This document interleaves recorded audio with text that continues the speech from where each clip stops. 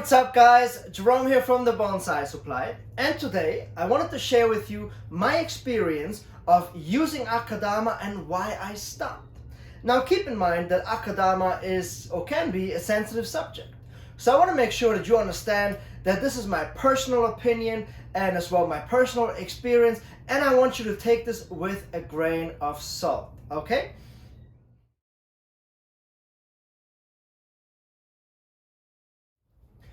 So what exactly is Akadama?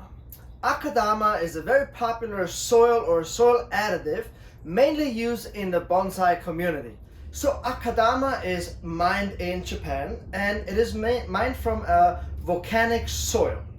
It is naturally occurring, it is a clay and it contains a lot of minerals. Akadama can be used on its own, or it can also be mixed with other aggregates such as pumice or lava rock.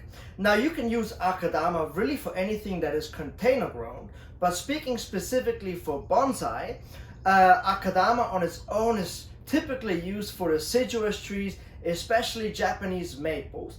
And then it is also mixed 1:1:1 ratio, so 1 part Akadama, 1 part lava, and 1 part pumice for pretty much anything else in the bonsai world.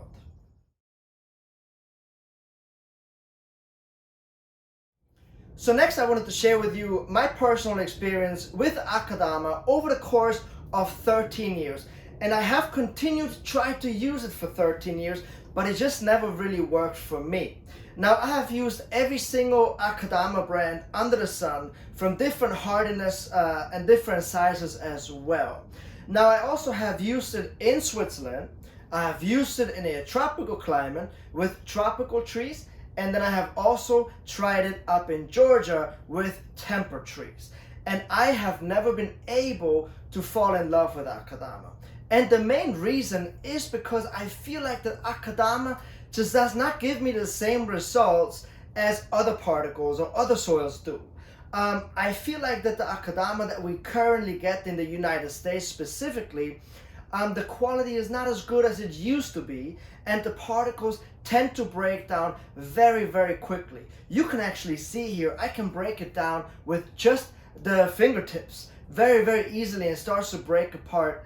And also, when you receive a bag of Akadama, about 50% of it is just dust. That's how quickly it breaks down. I have also noticed that you have to repot your trees a lot more frequently when you use Akadama. It tends to break down after just 1 to 2 years of being inside the pot, and that can create some serious problems, some serious health problems actually for your tree. Because if you mix the Akadama, let's say you use it on its own and it starts to break down, it becomes like a brick. And there's no space for oxygen to get into the pot and aerate the roots anymore at this point, and then it can actually suffocate the root over time. Now also, if you mix Akadama with lava or pumice, I have also noticed that when the Akadama starts to break down, that it starts to clog up the pores of the pumice and the lava, and that really then defeats the purpose.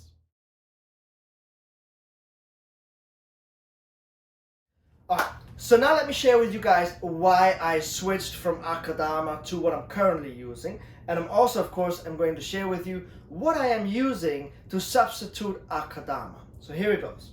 So I stopped using Akadama because the price is very, very high. It is very expensive.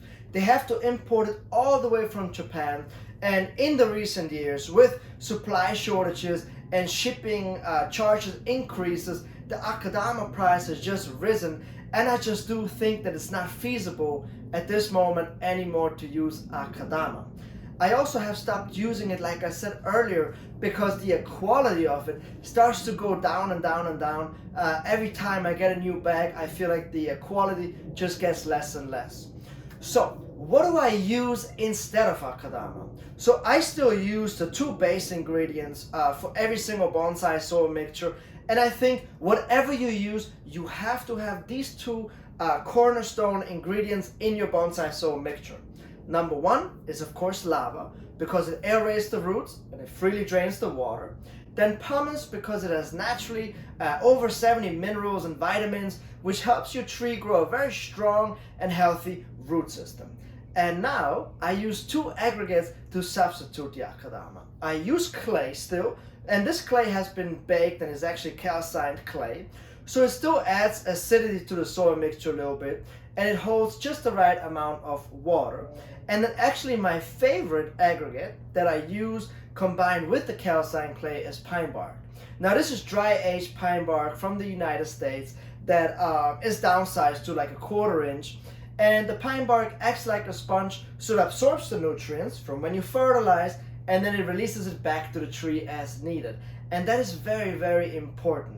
So I have used this soil mixture for the last 13 years in bonsais in all different climates with all different species under the sun, and I have gotten so much better results than with Akadama. And I'm talking about root growth, root health, leaf growth, tree health overall, and just overall development. My trees grow so much faster in that soil versus when I use Akadama. And still to this day, I still have 1 or 2 trees that I try out with Akadama, lavas, and pumice, and I just don't get that result. And then after like a year or so, I get tired of it and I switch it into this soil, and then it starts to blossom.